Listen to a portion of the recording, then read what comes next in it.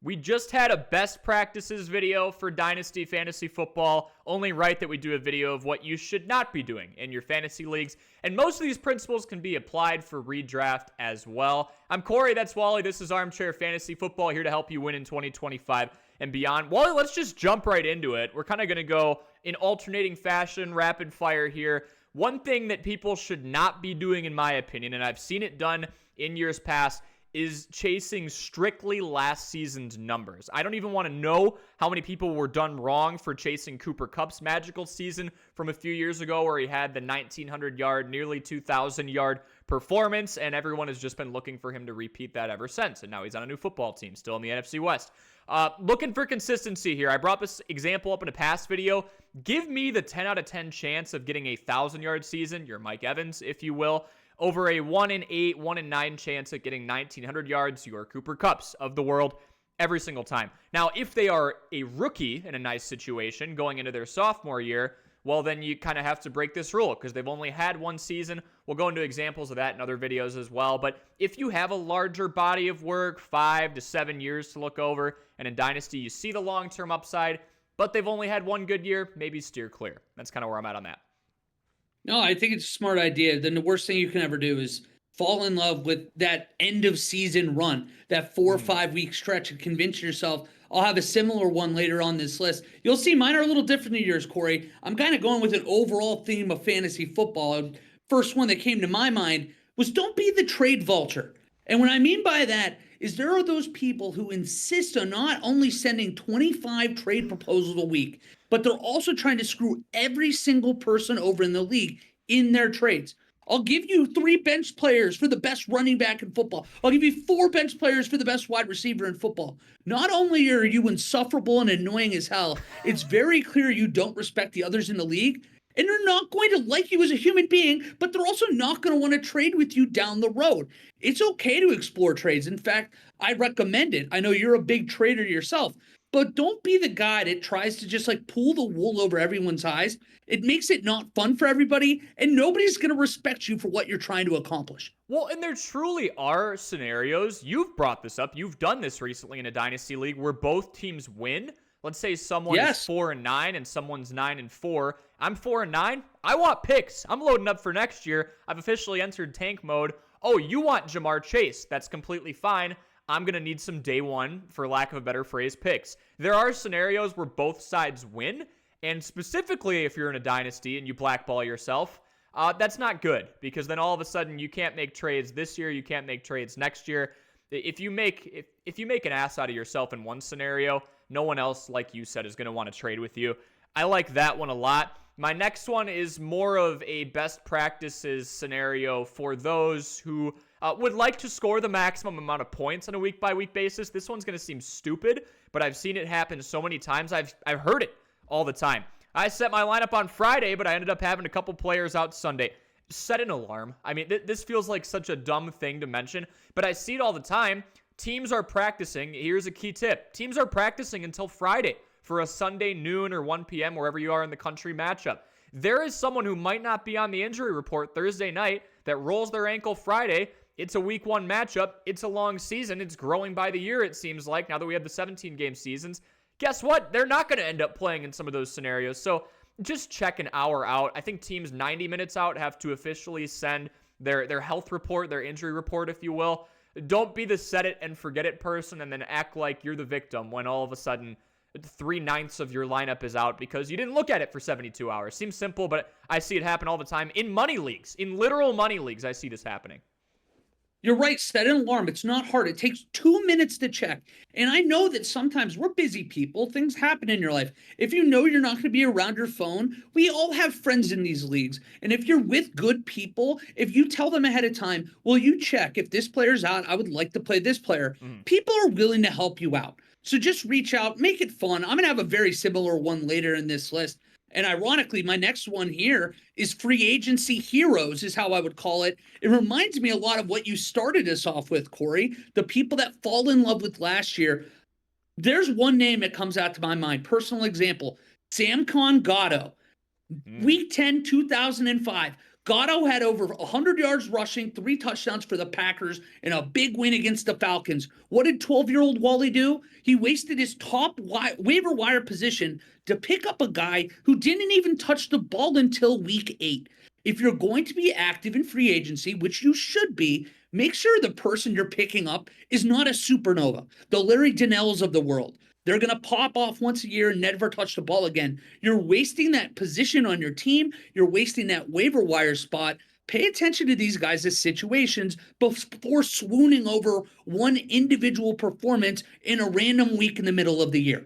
I think I did this with Eno Benjamin, and in my defense, the running back depth chart for the Cardinals got really, really thin. So it got to the point where it's like, okay, as long as they don't lose by 25 here, he should get the ball. He did get the ball a lot. He just wasn't very efficient. But per your rule, even though it was his turn and the backs in front of him, James Conner and company were out, we didn't have a ton of work to go off of. There wasn't a huge sample size in the past where you're going, yeah, Eno has a great track record in the NFL of popping off. No, we just knew he was going to get the ball a lot. So I like that one a lot. I fell victim to that one last year, and I've been playing fantasy for over half my life. On to number 5, suffering from draft complacency. There is a fine line here. I have one similar to your trade vultures point from earlier. Don't do 25 trade requests in a week. There's a reason that there's limits in some leagues, and if you're considering doing that, it's because of people like you. But there's also the draft complacency end of the spectrum where you don't do anything. You go, yeah, I got a good team. I'm fine. Oh, this one's hurt. All right, I'll just put this player over here and swap someone off the bench. If there are people in free agency who have bigger bodies of work, who, you know, I think of like when it's Kareem Hunt's time to go and get touches again. We've seen what he can do as long as the offensive line holds up in a rushing protector standpoint. I think in general, the lesson here is don't go too far on either side of the spectrum. Don't rely on trades time and time and time again. You're probably not drafting too great at that point if you're compensating for something. But also, don't sit here and go, yeah, the team that I had when I drafted in May or whenever you draft, right, in August, that's the one I'm sticking with. Injuries are going to happen. Guys are going to jump each other on the depth chart, specifically with how fluid running backs are in 2025. Those guys especially on your lineups, they're not set in stone unless you have one of like 5 different guys in the league right now. So I would just say keep a watchful eye around Wednesday. Look at waivers. Toss a trade proposal here and there, especially in Dynasty. If you feel like there's a mutually beneficial agreement there that you can come in on, that's completely fine. But just keeping your team the same for 6 months, not the biggest fan of that. I've never seen anyone do that and bring home hardware 6 months later. I've got to be honest, I am definitely a prisoner to this point because I grow so attached to the team that I drafted that I'm convinced that it's going to work out, that I took this guy for a reason. It's a bad first month, but that's all it is. It's a bad month. And I need to get into the habit, and we all do, of trying to constantly better your team. Because you are right. There's a middle ground between being the guy that ends the year with 113 moves and the guy that ends the league with 4. You're not going to win probably in either of those situations. You have to at least be aggressive when there are moves to make sense. So you couldn't really hit the nail on the head anymore, and I need to be listening to your advice on that. One of the biggest pet peeves for me, though, it kind of goes into what you were saying about make sure you set an alarm, check for those injury designations on Sunday. Once you're eliminated, once you realize that you're 2-5, I'm not going to be the team that wins this league. This is an obvious one. But if you are one of the losers that try 100%, and then when you realize you're dead, you mail it in. You just let the league play out. You let your roster play out. It's so unfair to everybody in that league because maybe you got to win against a playoff team, and then now you're mailing it in, and you're a free win for everybody else on the schedule. It's just an overall lack of respect to people in your league. Set your lineup. It takes 2 minutes a week.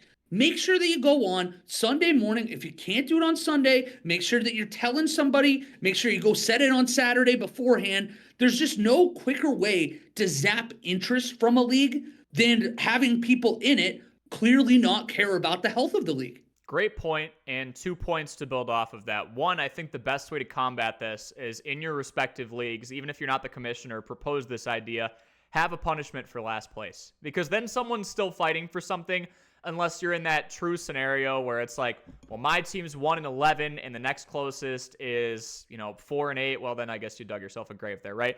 But yeah, find some type of punishment for last place, or do of the teams eliminated, the amount of times your name is in the hat is like based on your lot. Something. There's something there. Incentivize playing wire to wire. Not to, blame the commissioner on this. But 2, there's the horrible scenario of 2 teams fighting for the last spot in the playoffs, and Mr. or Mrs. Win and you're in happens to stumble upon Mr. or Mrs. I'm done setting my lineup for the year, and the game's just over. The season's over for that other person who actually had to play a legitimate opponent who felt like setting their lineup going into it because they didn't give up on their team. So scheme up some type of punishment for last place. I think that's the best way to kind of combat this and still incentivize competing wire to wire, because that one's really annoying. That one grinds my gears. My last one before we wrap it up with you is it's very close to trade vulturing, where you're talking about the frequency and not sending fair trades. Mine is pitching lopsided trades to newbies. You're all in a league, redraft or dynasty, and a new person comes in. You're all 5 or 6 year vets. Oh, it's my first time playing fantasy football. And you send them one of the most egregious deals you could possibly conjure up. Now, there's checks and balances here. There's scenarios where the commissioner can veto it, or hopefully, I like this one better, the whole league votes on it, and if you're with good people, all of a sudden it's going to be a unanimous go screw yourself, never try that again. But that is a great way to just sever all ties. If you're trying that with a newbie, yeah, there's other people who aren't going to fall for it, but they're not going to want to do business with you. And as soon as they see, oh, so-and-so pops up in their notifications for a potential trade, I'm declining that person because I know what their intentions were when they sent it to someone else who was new in the league. So very specific scenario. Would not mention it if I've seen it more often than I haven't. I feel like out of the 11, 12 years I've been in fantasy, I've seen it probably about 8 or 9 times, 8 or 9 years. Once in a while, we get just clean as a whistle groups, but usually there's that one person, don't be that one person, who finds the newbie who doesn't exactly understand what they're doing yet and decides, this is where I make my bread and butter. Don't do that. This is why it's so important. And most of the time, commissioners do a heck of a job. It's a hard job. There's a reason why most people don't want to do it. And to have that ability to veto a bad trade, it's kind of adjacent to what you were talking about. But the people that trade deliberately when you're eliminated to help another team, that's just as bad. You have to have that veto power for commissioners. And it's why I have so much respect for commissioners. That leads me into my final one. I can't think of anything that upsets me more than the complainer. Because you're in a league, these commissioners are putting their free time into making these leagues great. They're going through, they're doing sometimes stats and stuff. I'm in leagues where the guy comes out with power rankings. He does a newsletter. And it's awesome that these guys are willing and wanting to spend so much time with your friends. And then you'll have the one person that goes out there just busting the humps of all of these commissioners and saying, hey, this should be different, or why did this happen this way, or we should do this. If you have a problem with the rule, have a vote in the offseason. Bring it up to the commissioner, have it brought on there.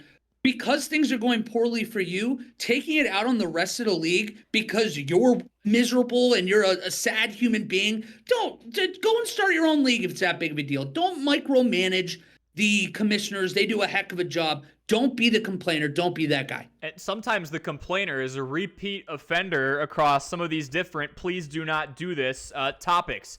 And that's why I'm glad I brought Wally onto this channel and that you kind of put this different angle in. Mine was the reason I started this video, and the idea for this video was, hey, here are things you should make sure you do that will not screw you scoring wise. And I think directly nuts and bolts, hey, don't forget to set your lineup. Simple things like that. Yours also impact scoring in turn, because if you're doing this, if you're the complainer, if you're constantly trying to amend things and you're not garnering interest from others for a vote and you just want to dictate everything going on, if you're the one sending bad trades over, no one is going to want to work with you. So once the first game of the season begins, it's you and the waiver wire. These are all great ways to just not make friends, be an enemy, and then you better hope you and the waiver wire and free agency do a great job and take you to a championship, because especially if it's not or if it is a redraft, you're probably not coming back next year. So it's, I like that you added the spin to kind of just being a decent person. That's the bottom line in a few of these. And then some of mine, they seem like boneheaded mistakes, but I see them all the time. I think it's a good all encapsulation of best practices, off season, on season, you want to make allies in fantasy. There will be a time when you have to make a trade, and if you commit the majority of these, especially the ones Wally brought up, you're not going to have a suitor. No, you're not going to. And Corey, we want to win these leagues. We want to win the money. I get that. But at the end of the day, why do we do fantasy football? Because it brings you closer together with your friends, the communities. It's a fun way to stay involved. When you're a Bears fan, I'm a Raiders fan, our teams might be dead in November, and this keeps us into the season. It's so much fun. So keep it fun. Make sure that you're going out there being respectful of other people. And to your point, it's going to pay dividends. You catch more bees with honey, or whatever the old cliche expression is. Be a good person. I guarantee it's going to help you long term. 100% agree. Great advice there. Those are 8 do nots. You can shop around the channel. It's a relatively recent video for best practices, but here are 8 things you most definitely should not do. And it's very important to understand what those red flags are, especially if you're a little newer and maybe you don't realize the etiquette that's involved with this. I guarantee most of these would tick other people off, if not directly screw over your chances to succeed. So that is the video here. 8 do nots for Dynasty and Redraft Fantasy Football. This is Armchair Fantasy Football, helping you win in 2025 and beyond. Any video suggestions, drop those in the comment section below. Leave a like and subscribe, and we'll see you in the next one.